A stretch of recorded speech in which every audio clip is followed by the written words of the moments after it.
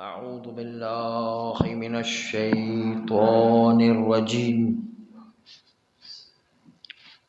بسم الله الرحمن الرحيم. الحمد لله رب العالمين، والصلاة والسلام على أشرف الأنبياء والمرسلين وآله الطيبين الطاهرين المعصومين المنتجبين، ولعنة الله على أعدائهم أجمعين من الآن إلى قيام يوم الدين. بسم الله الرحمن الرحيم. سبحان الذي أسرى بعبده ليلا من المسجد الحرام إلى المسجد الأقصى وباركنا حوله لنري آياته.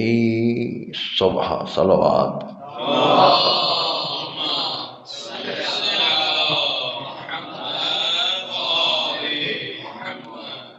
عزیزان محترم و بزرگان عزیز، چونکہ ایام فاطمیہ قریب قریب ہیں، اس لیے اسی مناسبت سے آج گفتگو کی جائے گی.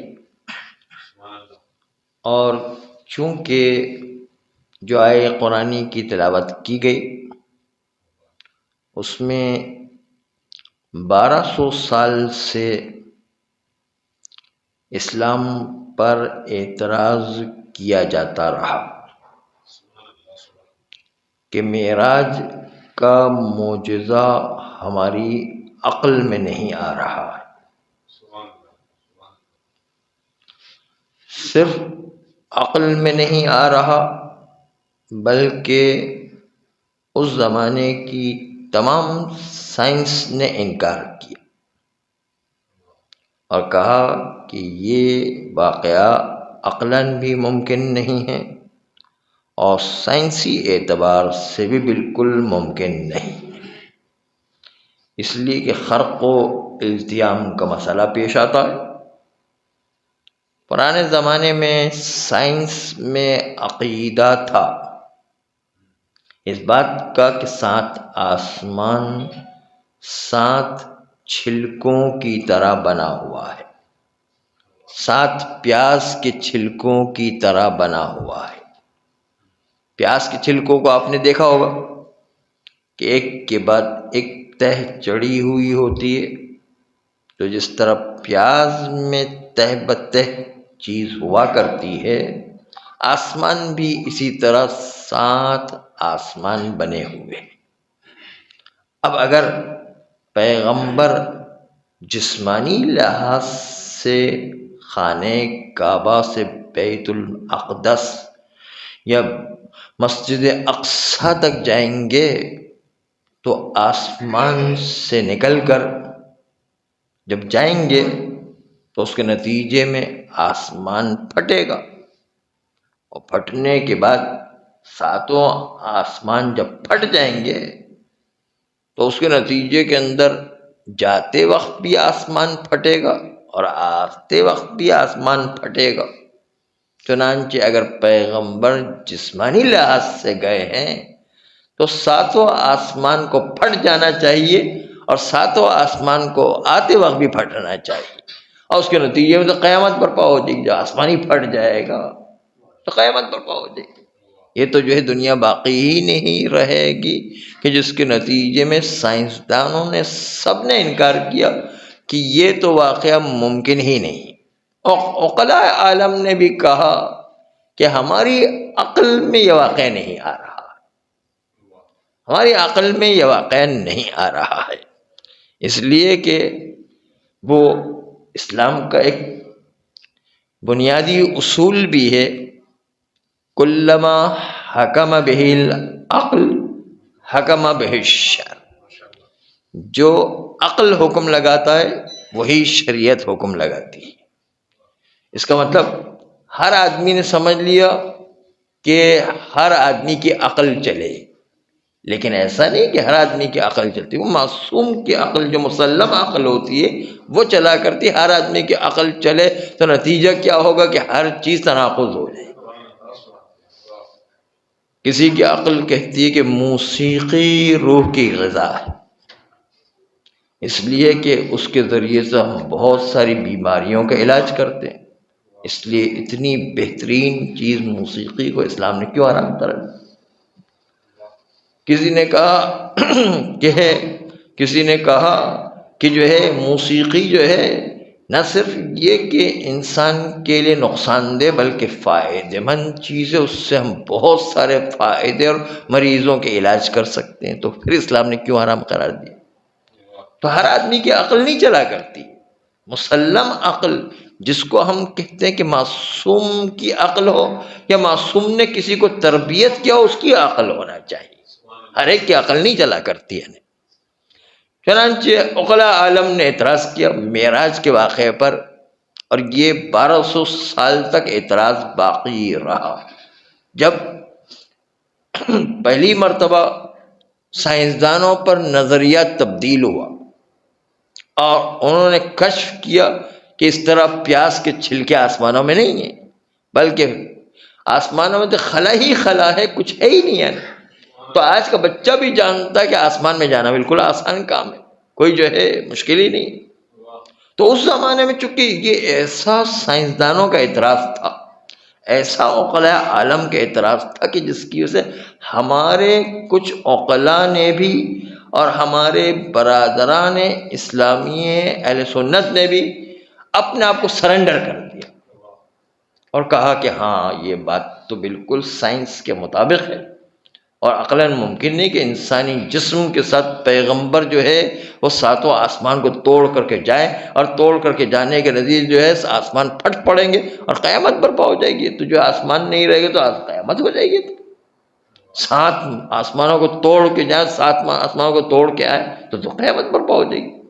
اس لیے برادران اہل سنت نے اس زمانے میں اسٹینڈ نہیں لیا، جبکہ ہمارے ائمہ معصومین نے پورا اسٹینڈ لیا اور ایک ذرہ برابر بھی بدلے نہیں۔ ہم نے کہا سائنس کچھ بھی کہتی رہے، لیکن جب ہمارے معصوم نے کہہ دیا کہ پیغمبر کو معراج جسمانی ہوئی تھی تو ہم آخر تک یہی کہتے رہے کہ پیغمبر کو معراج جسمانی ہوتی رہی، اور پھر جو ہے اس کے بعد ہمارا مذاق اڑایا جاتا رہا کہ دیکھو یہ کتنی بے عقلی کی بات کرتے ہیں، دیکھو یہ کتنی سائنس کے خلاف بات کرتے ہیں، یہ دیکھو کتنی سامنے واضح بات ہے اس کے مخالفت میں۔ یہ علماء شیعہ بالکل ایسے ریجڈ ہیں، ایسے ہٹ دھرم ہے کہ اپنی جگہ سے ہٹنے کا نام نہیں لیتے۔ یہ ہم پر الزام بھی آیا، اور بہت زیادہ الزام آیا شیعت کے اوپر اسی وجہ سے کہ جو ہے شیعہ علماء اس سے ہلنے کا نام نہیں لیتے تھے، اور اس کے نتیجے کے اندر شیعوں کو بدنام کیا جانے لگا، اور جو ہے علماء شیعہ کو ریجڈ اور ضدی اور ہٹ دھرم، اور کہنے لگے یہ تو اپنی جگہ سے ہلنے کا نام ہی نہیں لیتے، جو سائنس کے سامنے بالکل جو ہے وہ سائنس بالکل صاف واضح بات بیان کر رہے، عقلاء عالم جو ہے سب دیکھ رہے ہیں، ان کو کیا نظر نہیں آ رہا ہے؟ اندھے ہیں یا؟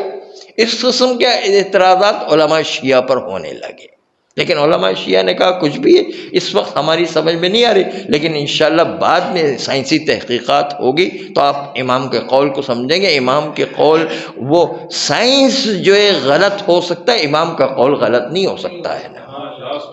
اس لیے بعد میں جب سائنس آئی اور اس نے ترقی کی تو اس کو پتہ چلا کہ حقیقت میں آسمان میں تو 7 پیاز کے چھلکے کے مطابق تو ہے ہی نہیں، آسمان پورا کا پورا خلا ہے، ایک دم خالی جگہ ہے، اس میں کوئی بھی انسان جا بھی سکتا آ بھی سکتا، اس میں تو کوئی مسئلہ ہی نہیں ہے۔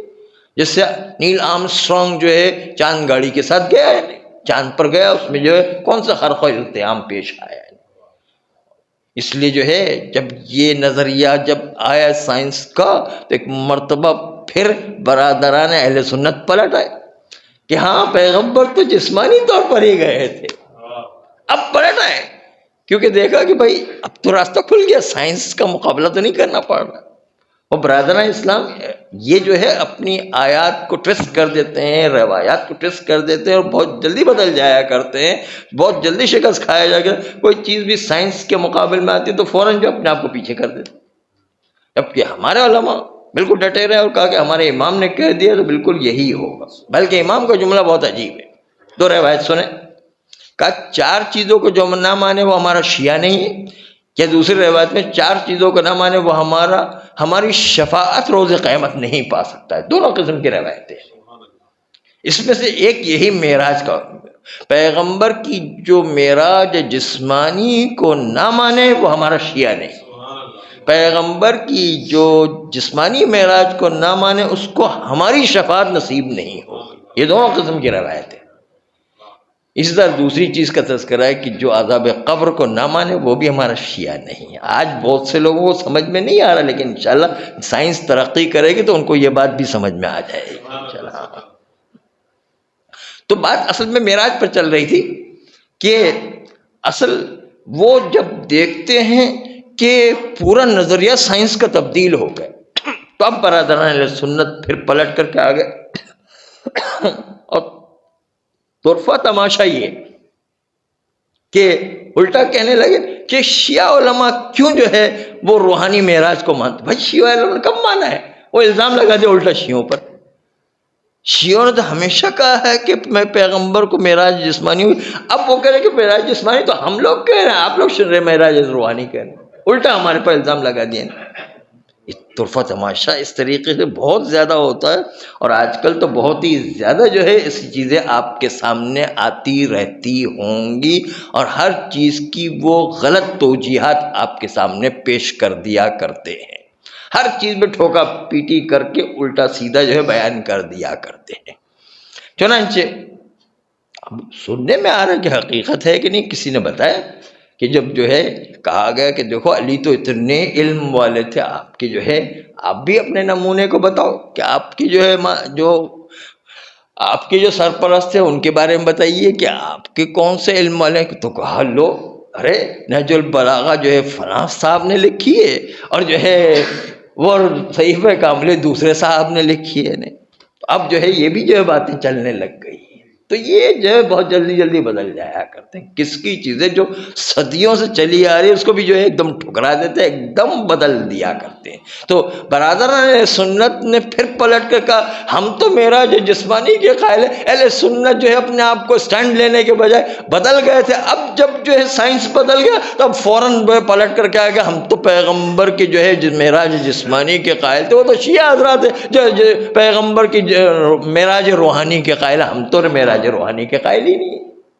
یہ جو ہے بعض لوگوں نے ان میں سے یہ بھی کہا تھا کہ پیغمبر تو خواب میں معراج پر گئے تھے، خواب پر معراج میں جائے تو کون سے کمال کی بات ہے، وہ تو عام انسان بھی چلا جاتا ہے خواب میں معراج پر۔ یہ اتنا بڑا واقعہ تھا کہ اللہ خود اپنے اس واقعے پر تعجب کر کے خود اپنی تعریف خود اللہ کرا، سبحان الذی، پاک و پاکیزہ منزہ ہے وہ ذات جو اپنے بندے کو راتوں رات مسجد الحرام سے مسجد الاقصیٰ تک لے گیا۔ تو جو اللہ خود اپنے اس واقعے پر اپنی تعریف کر رہا ہو تو سوچئے کہ کتنا بڑا واقعہ ہوگا، کتنا عظیم واقعہ ہوگا، جس میں اللہ خود اپنے اس کام پر تعجب کر رہا ہے کہ سبحان اللہ۔ پھر لفظ یہ سبحان الذی اسری بعبدہ لیلا من المسجد الحرام الی المسجد الاقصی، اور مسجد اقصی، وہ مسجد اقصی سے مراد بیت المعمور ہے، وہ مسجد اقصی نہیں ہے جو آپ اسرائیل و لبنان میں دیکھتے ہیں، یہ مسجد اقصی وہ بیت المعمور ہے۔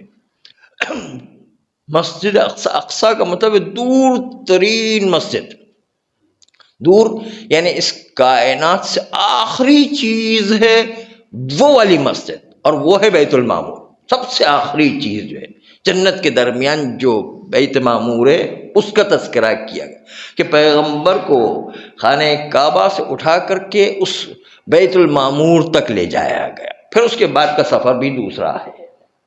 وہ اللہ کے جو پیغمبر کو خانہ کعبہ سے اٹھا کر کے بیت المعمور تک لے گیا، اس کو جو ہے معصوم نے بہت اچھا سمجھا۔ یہ جو خانہ کعبہ ہمارا بالکل اس کی شبیہ ہے، اس کی ایک شبیہ اصل جو ہے خانہ کعبہ وہی بیت المعمور ہے۔ معصوم نے اس طرح سمجھایا کہ اگر اس بیت المعمور کے اوپر اندر ہو اور وہاں سے کوئی شخص کوئی چیز پھینکے تو سیدھی خانہ کعبہ کی چھت پر آ کے گرے گا، اتنا وہ سیدھ میں بنا ہوا ہے۔ اور اب اس میں دوسری سائنسی وجوہات نہ لے کر آئے کہ جو ایکسٹرنل فورس اثر کرے گی، وہاں پر گریویٹی اثر کرے گی، وہاں پر جو ہے فلاں کشش اثر کرے گی، ان چیزوں کا نا اگر یہ سب چیزیں نہ ہوں تو فوراً جو ہے اسی بیت المعمور سے گرنے والی چیز جو ہے خانہ کعبہ کے اوپر چھت پر گرے گی۔ اتنا ایسا سیدھ میں بنایا گیا، معصوم نے سمجھانے کے لیے الفاظ استعمال کیے۔ بیت معمور میں وہاں تک لے گیا پروردگار اپنے بندے کو۔ تو اب یہ واقعہ ہم تو مانتے تھے پہلے سے کہ جسمانی معراج پر پیغمبر اسلام کو ہوئی ہے، اور اس کے نتیجے کے اندر اللہ بھی اس سے تعجب کر رہا اور اپنی خود تعریف کر رہا ہے، تو اس کا مطلب کوئی بہت ہی عجیب قسم کا واقعہ ہوگا جو انسانوں کے عقل میں نہیں آ رہا۔ ایسا نہیں کہ جو ہے خواب میں چلے گئے تھے یا روحانی معراج ہوئی تھی، یہ روحانی معراج نہیں تھی، یہ جسمانی معراج تھی۔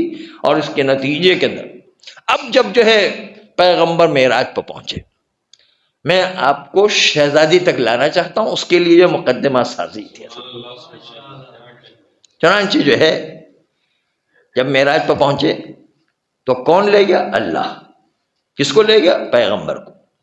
کس وقت لے گیا؟ رات کے وقت۔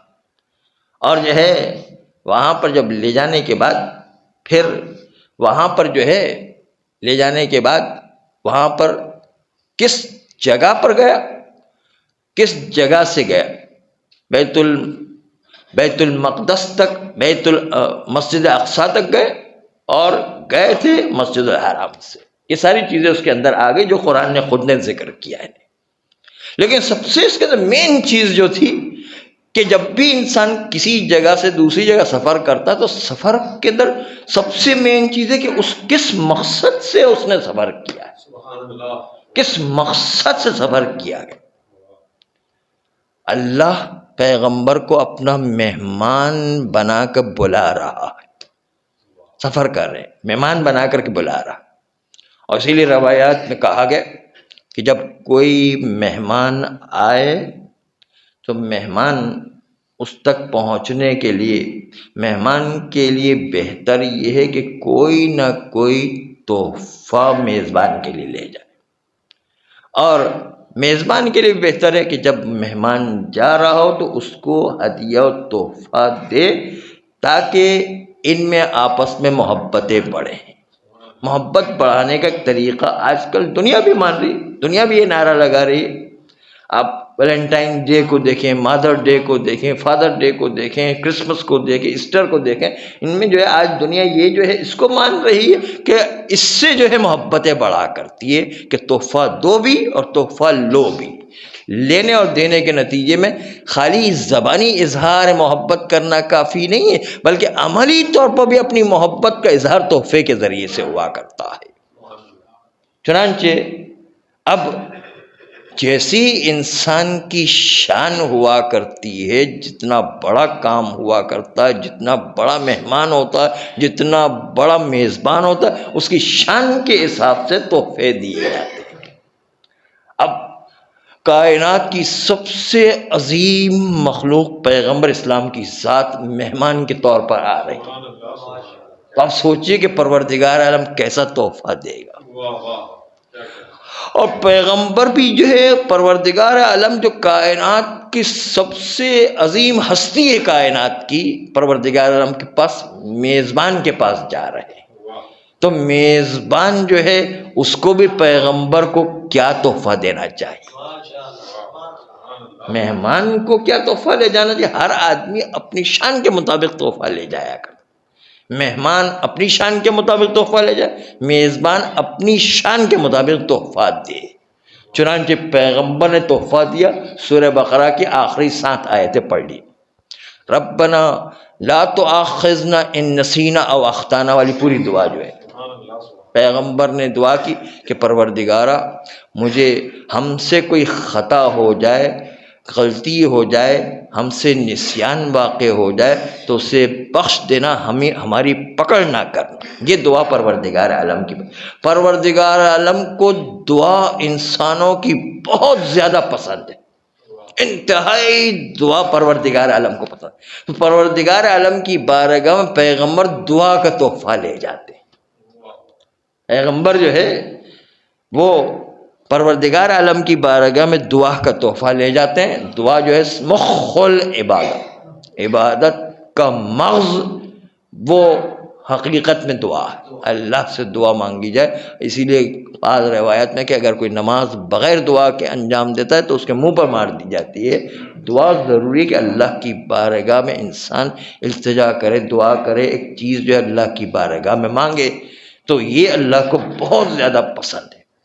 چنانچہ پیغمبر نے تحفہ دیا پروردگار عالم کی بارگاہ میں دعاؤں کا، جو اللہ کو پسند ہے۔ تو اب جو ہے پیغمبر کو اللہ کیا تحفہ دے؟ پیغمبر کو جس مقصد کے لیے بلایا گیا تھا، مقصد جو ہے وہ پیغمبر کی ڈیوٹی تھی۔ تحفہ کچھ اور ہے اور ڈیوٹی کچھ اور ہے۔ پیغمبر کو مقصد ولایت علی ابن ابی طالب صلوات اللہ علیہ کے لیے بلایا۔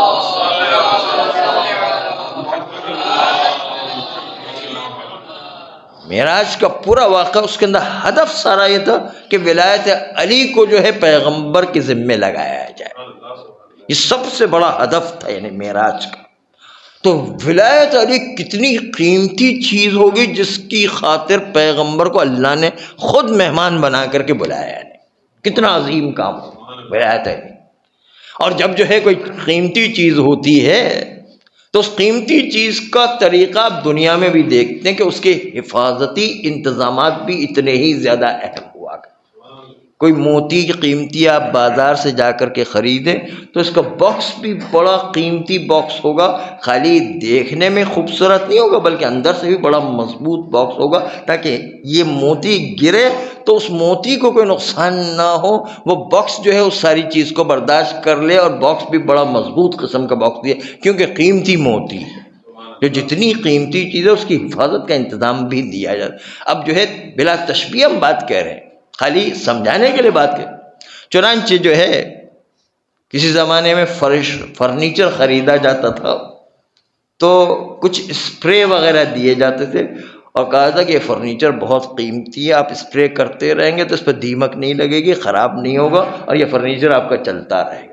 تو اب جو ہے حفاظتی انتظام میں اسپرے دیا گیا، یا بی ایم ڈبلیو یا مرسیڈیز گاڑی دی گئی ہے تو اس کا کور بھی اتنا بہترین ہوگا کہ اس کی جو ہے بی ایم ڈبلیو اور مرسیڈیز گاڑی کو نقصان نہ پہنچے۔ جتنی قیمتی چیز ہوگی اتنا زبردست کور بھی دیا جائے گا۔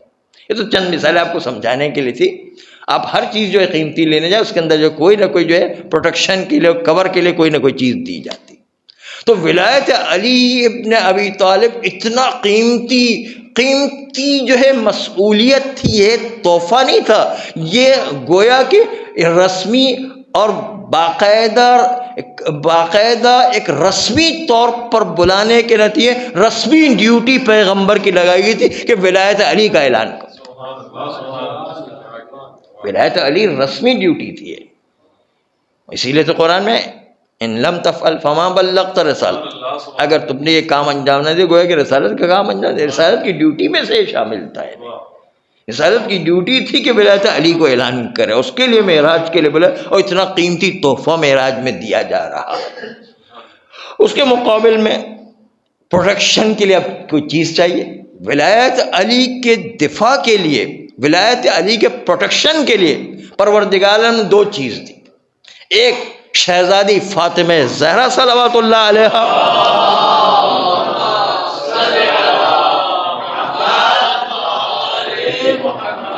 اور دوسرا جو ہے نماز۔ یہ 2 علی کی ولایت کے لیے پروٹیکشن تھے جو پیغمبر کو عطا کیے گئے، شہزادی اور نماز، اور یہ دو پروٹیکشن رکھے گئے۔ شہزادی عقیدے کی حفاظت کر رہی تھی، نماز جو ہے عمل کی حفاظت کر رہی تھی، دونوں کی حفاظت کے لیے رکھا گیا، سسٹم رکھا گیا، اور اس کے نتیجے کے اندر جو ہے ولایت علی جو ہے وہ رسمی ڈیوٹی تھی کہ جو پیغمبر کو دی گئی کہ آپ کو اس کا اعلان کرنا، اس کو پروٹیکشن دو دیے گئے، ایک شہزادی فاطمہ زہرا، ایک نماز، تاکہ ولایت علی کا اعلان ہوتا رہے۔ سب سے زیادہ کائنات میں ولایت علی کی دفاع کرنے والی شہزادی فاطمہ زہرا صلوات اللہ علیہ،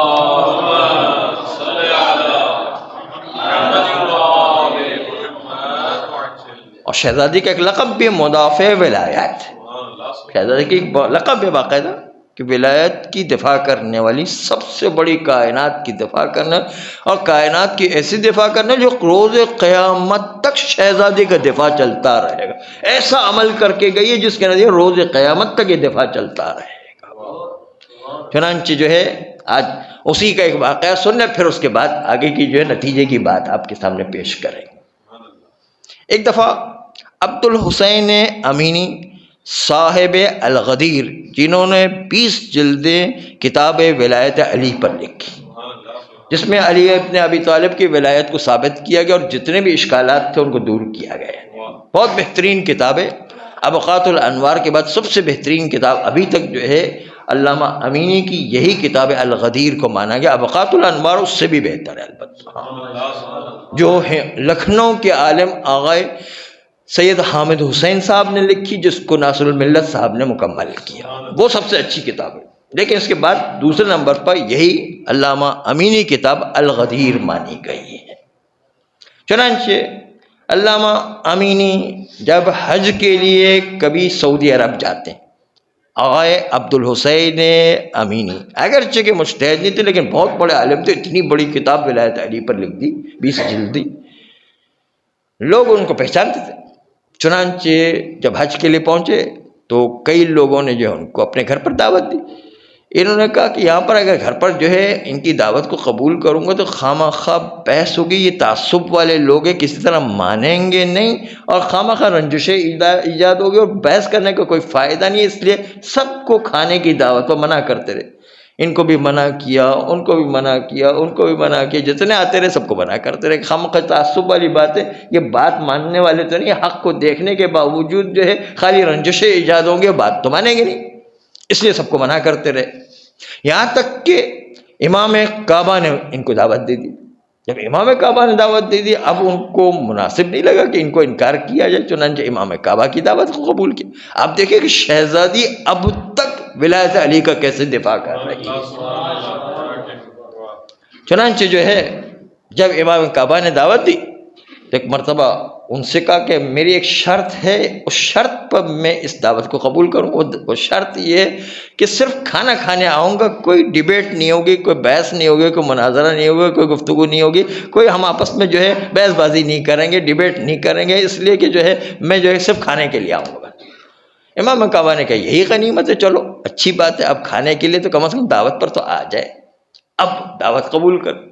مقرر وقت پر مقرر جگہ پر دعوت میں گئے، وہاں پر جو ہے سعودی سارے علماء جمع ہو گئے، مفتی حضرات سارے جمع ہو گئے، سینکڑوں کی تعداد کے اندر علماء آ گئے، اہل سنت یعنی مفتی اعظم کے علاوہ باقی اور علماء بھی جو ہے اہل سنت کے تشریف لائے اور وہابیت کے تشریف لائے۔ بات تو یہ ہوئی تھی کہ کوئی جو ہے ڈیبیٹ نہیں ہوگی، کوئی گفتگو نہیں ہے، کوئی جو ہے کوئی قائل کرنے والی بات نہیں ہوگی۔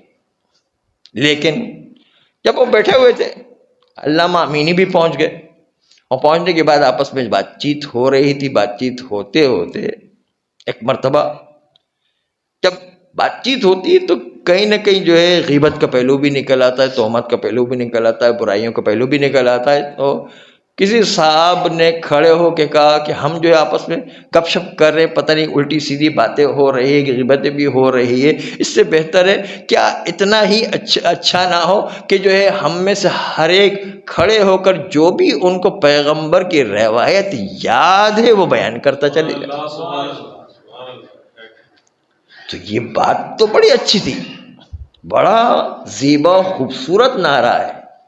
کبھی کبھی نعرے بڑے خوبصورت ہوتے ہیں لیکن اس کے اندر جو ہے خرابی ہوتی. اسی کو مولانا نہج البلاغہ میں فرمائے کلمۃ حق یراد بها الباطل، کہ کلمہ حق ہے کہ پیغمبر کی حدیث سنے تو بہترین بات ہے، لیکن اس سے باطل کا ارادہ لیا گیا تھا. جس طرح قرآن مولا علی کے خلاف نیز و بلند کر دیا گیا اور کہا لا حکم الا للہ، کہ جو ہے کوئی حکم نہیں چلے گا، صرف اللہ کا حکم قرآن مجید کے ذریعے سے چلے گا. بات بہت اچھی تھی، نعرہ بہت اچھا تھا، لیکن اس کے پیچھے شر چھپا ہوا تھا کہ مولا علی کی فوج کو روکنا مقصود تھا، مالک اشتر کو روکنا مقصود تھا، تاکہ ان کی فوج جو ہے وہ آگے بڑھ کر کے معاویہ کے خیمے میں داخل نہ ہو جائے، اس کو جو شکست نہ دے. مقصد یہ تھا. تو کلمہ بڑا اچھا ہے کہ قرآن سے فیصلہ ہوگا، لیکن اس کے پیچھے مقصد تھا علی کو روکنا. یعنی کبھی کبھی علی کو، یعنی کبھی کبھی جو ہے اہل بیت کو اہل بیت کے ذریعے سے مارنا. آج کل کیا ہو رہا ہے مجلسوں میں بھی یہی ہو رہا ہے کہ مجلس حسین کو مجلس حسینی کے ذریعے سے مارا جا رہا ہے. یہ جو ہے کچھ جگہوں پر اس طرح غلط ممبر کو استعمال کیا جا رہا. تو ایک مرتبہ جب ایسی بات ہو گئی کہ علامہ امین نے دیکھا کہ جب یہ بات منظور ہو گئی، ایک ایک نے حدیثیں پڑھنا شروع کی پیغمبر کی. پہلے صاحب نے جب حدیث پڑھنا شروع کی وہ فلاں صاحب کی تعریف میں آ گئے، دوسرے صاحب نے جو حدیثیں پڑھی فلاں صاحب کی تعریف میں آ گئے، تیسرے صاحب نے جو حدیثیں پڑھی وہ تیسرے صاحب کی جو تعریف میں آ گئے. اور مسلسل اب جو حدیثیں پڑھ رہے تو ایک مرتبہ ان کا ماتھا ٹھنکا. ایک مرتبہ سوچا کہ یہاں پر کچھ گڑبڑ، دال میں کالا لگ رہا ہے، کچھ گڑبڑ لگ رہی ہے. علامہ امینی کو پھنسانا ہے کس طریقے وہ، لیکن انہوں نے ظاہر نہیں کیا. ایک مرتبہ جو ہے وہ بات اس طرح چلی. اب سب لوگ جو ہے حدیثیں پیش کریں، مولا علی کی تو کوئی تعریف کر ہی نہیں رہے، سب جو ہے دوسروں کی تعریف کر رہے. تو ایک مرتبہ جو ہے علامہ امینی کی باری آ گئی. علامہ امین نے کہا اچھا آپ سب لوگوں نے حدیثیں بیان کی، تو کیا اب مجھے بھی پیغمبر کی ایک حدیث بیان کرنے کی اجازت ہے؟ سب نے کہا ہاں بسم اللہ بسم اللہ، آپ بھی ایک حدیث بیان کی. تو ایک مرتبہ علامہ امین نے کہا من مات ولم یعرف امام زمانہ مات میتۃ جاہلیہ، جو مر جائے اور اپنے زمانے کے امام کو نہ پہچانے وہ جاہلیت کی موت مرتا ہے، نہ کفر کی موت مرتا ہے. یہ حدیث جو ہے پیش کی اور کہا کہ اچھا یہ بتاؤ تمہارے وہاں یہ حدیث معتبر ہے یا معتبر نہیں؟ سب نے کہا یہ بالکل صحیح حدیث ہے، بالکل معتبر ہے. سارے مکاتب فکر اسلامی نے سب نے کہا کہ بالکل ٹھیک حدیث ہے، بہترین حدیث ہے. سب سے اقرار لے لیا یہ بہترین حدیث ہے. کہ اچھا جب آپ نے خود نے اقرار کر لیا کہ ہر زمانے میں امام ہوا کرتا ہے، امام کی معرفت کے بغیر مر جائے تو جاہلیت کی موت ہوا کرتی ہے، آپ بتاؤ کہ شہزادی فاطمہ زہرا اپنے امام کی معرفت رکھتی تھی یا نہیں رکھتی؟ اپنے زمانے کے امام کی معرفت رکھتی تھی کہ نہیں رکھتی تھی؟ اگر آپ کہتے ہو کہ معرفت نہیں رکھتی تھی اور شہزادی فاطمہ زہرا جو جاہلیت کی موت مری، آپ اگر یہ کہتے ہو، انہوں نے کہا نہیں توبہ فاطمہ زہرا تو بہت عظیم پیغمبر کی بیٹی تھی، وہ عظمت والی شخصیت تھی، توبہ یہ تو کہہ ہی نہیں سکتے کہ فاطمہ جو جاہلیت کی موت مری، کفر کی موت، یہ تو ہو ہی نہیں سکتا ہے. فاطمہ تو واقعاً اپنے امام کی معرفت رکھتی. کہا جب تم لوگوں نے مان لیا کہ شہزادی فاطمہ اپنے امام کی معرفت رکھتی تھی، تو بتاؤ اپنے امام کی معرفت رکھتی تھی تو اس کے بعد وہ اپنا امام اس کو مانتی تھی جس کو تم لوگ کہہ رہے ہو؟ اگر اس کو امام مان رہی تھی تو اس کے بعد جو ہے صحیفہ بخاری میں یہ روایت کیوں ہے ساخطۃ حتی ماتت، یعنی شہزادی فاطمہ زہرا اس دنیا سے جاتے جاتے مر گئی اور ان دونوں پر غضبناک ہو کے اس دنیا سے گئی. تم خود جو ہے اپنی کتابوں کے اندر لکھ رہے ہو کہ شہزادی ان دونوں پر غضبناک ہو کر کے گئی ہے، تو کیا کوئی اپنے امام سے غضبناک ہوتا ہے؟ کوئی اپنے امام سے غضبناک ہو کے اس دنیا سے جاتا ہے؟ بس پتہ چلا کہ شہزادی ان دونوں کو اپنا امام نہیں مان رہی تھی. بس امام کس کو مان رہی تھی؟ امام اسی کو مان رہی تھی جس امام کو اس امام کو مان رہی تھی جس کو آج ہم امام کہتے ہیں، امام علی ابن ابی طالب صلوات اللہ علیہ کی ذات.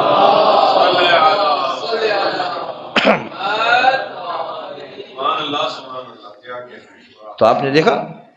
اور علامہ امینی کہتے ہیں یہ مناظرہ میں نے کیا، سعودی عرب کے جتنے علماء بیٹھے ہوئے تھے ایک دوسرے کو جھانکنے لگے اور کانا پھوسی کرنے لگے. اب کیا کریں؟ ایک مرتبہ علامہ امینی کو پھنسانے سے وہ خود ہی پھنس گئے. اور جو ہے کسی نے کہا یار میری بیوی نے جو فلاں سامان لانے کے لیے کہا تھا میں تو جا رہا ہوں. کسی نے کہا میرے بچے کو فیس جمع کرا ہے، میں فیس جمع کرانے جا رہا ہوں. کسی نے کہا ارے بات تو ہوئی تھی کہ کھانے کے علاوہ بات چیت نہیں کریں گے، یہ بات چیت کہاں سے نکل آئی، میں جا رہا ہوں. الگ الگ بہانا کر کے ایک علماء اٹھ کر کے جانے لگ گئے. لیکن اس کے باوجود انہوں نے جو ہے حق کو سامنے دیکھنے کے باوجود تعصب کی وجہ سے کسی ایک نے بھی شیعت کو قبول نہیں کیا، بلکہ وہ علامہ امینی شکایت کرتے کہ جب یہی مناظرہ میں نے حلب میں کیا تھا، حلب شہر میں، تو وہاں پر اکثریت اہل سنت کے علماء سب کے سب شیعہ ہو گئے اور سارا علاقہ شیعہ ہو گیا خالی اسی مناظرے کی وجہ سے. لیکن یہ تعصب میں بھرے ہوئے تھے، انہوں نے جو ہے شیعت اور اسلام کو قبول نہیں کیا. حقیقی اسلام جو ہے اس کے بجائے اسی اپنے باطل پر جو ڈٹے رہے، جبکہ سامنے بات ان کے ثابت ہو گئی تھی. جو علامہ امینی کو پھنسانا چاہتے تھے وہ خود ہی جو ہے اپنے جال میں پھنس گئے. اب ان کے پاس کوئی جواب نہیں، وہ آناکانی کر کے جو ہے نکلنے لگ گئے، اور جو ہے یہاں تک کہ وہ اپنی شکست خود آپ مان گئے اور جو ہے کسی طریقے سے علامہ امینی کا جواب نہیں دے سکے. شہزادی نے مولا علی کی ولایت کا اتنا دفاع کیا، بہت عجیب قسم کا دفاع کیا کہ شہزادی کی پسلیاں ٹوٹ گئی تھی. لیکن پھر بھی مدینہ کے ایک ایک گھر پر جا کے ان کو یاد دلایا کرتی تھی کہ تم نے جو ہے غدیر خم میں علی کی ولایت کا اقرار کر کے بیعت نہیں کی تھی کیا؟ پھر کیوں جو ہے علی کی ولایت کا انکار کر رہے ہیں؟ اور جو ہے پسلیاں ٹوٹنے کے باوجود ایک ایک گھر پر جا کر کے جو ہے شہزادی یاد دلا رہی تھی. کبھی اپنے وظیفے ولایت علی سے غفلت نہیں تھی. اور ولایت علی ہی تھا جس کی وجہ سے ان پر ظلم ہوا، کوڑا برسا، دروازہ گرایا گیا، صرف اسی لیے تھا کہ ولایت علی کا دفاع کر رہی تھی. ولایت علی کی سب سے بڑی دفاع کرنے والی شہزادی جس نے اپنی پسلیاں بھی اس لیے توڑوا لی کیونکہ ولایت علی کا دفاع کر رہی تھی. اور آخر وقت تو وہ آیا کہ ایک مرتبہ شہزادی جب جو ہے آخری 3 دنوں میں اتنی بیمار تھی کہ بستر پر پڑی رہتی تھی، لیکن جب نماز کا وقت آتا تھا تو ایک ہاتھ سے دیوار سے سہارا لیا کرتی تھی، دوسرے ہاتھ سے پسلی کو سنبھالا کرتی تھی اور بڑی مشکل سے مصلی پر پہنچ کے نماز کو انجام دیا کرتی تھی. ہائے جب ایک دن جو ہے آخری دن جو ہے علی مسجد میں نماز پڑھنے کے لیے گئے، پلٹ کر کے آئے تو عجیب منظر دیکھا. شہزادی نے کپڑے بھی بچوں کے دھو کے رکھے، کھانا بھی پکا کے رکھا، جھاڑو بھی کر کے رکھا ہوا. مولا علی گھبرا گئے، کہا کہ ارے یہ بنت رسول یہ کس نے انجام دیا؟ کہا میں نے انجام دیا. کہا وہ کس لیے؟ کہا رسول خواب میں آئے تھے اور کہہ رہے تھے بیٹی. جیسے ہی رسول آئے میں نے کہا سبت علیہ مصائب لو انہا. ارے جیسے ہی یہ کہا بیٹی گھبراؤ نہیں، بہت جلدی مجھ سے ملنے آؤ گی. ایک مرتبہ آپ سمجھ گئے تو کیا علی نہ سمجھے ہوں گے؟ ہائے علی نے غسل دینا شروع کیا. غسل دیتے دیتے چیخ مار کے روتے جاتے تھے. جب علی نے دیکھا کہ ہائے زہرا کی پسلیاں ٹوٹ گئی ہے، جیسے ہی غسل دے کر باہر آئے زینب نے علی کا دامن پکڑ لیا. بابا اب غسل دیتے دیتے کیوں رو رہے تھے؟ اور چیخ مار کر رو رہے تھے۔ آپ اندازہ کریں سب سے بڑے رونے والے مولا سید سجاد 35 سال تک گریا کرتے رہے، لیکن ہر شہزادی کا 95 دن کا گریا ایسا گریا تھا جو حضرت سید سجاد کے 35 سال کے گریے پر غالب آ گیا۔ الا لعنت اللہ علی القوم الظالمین وسيعلم الذين ظلموا أي منقلب ينقلبون۔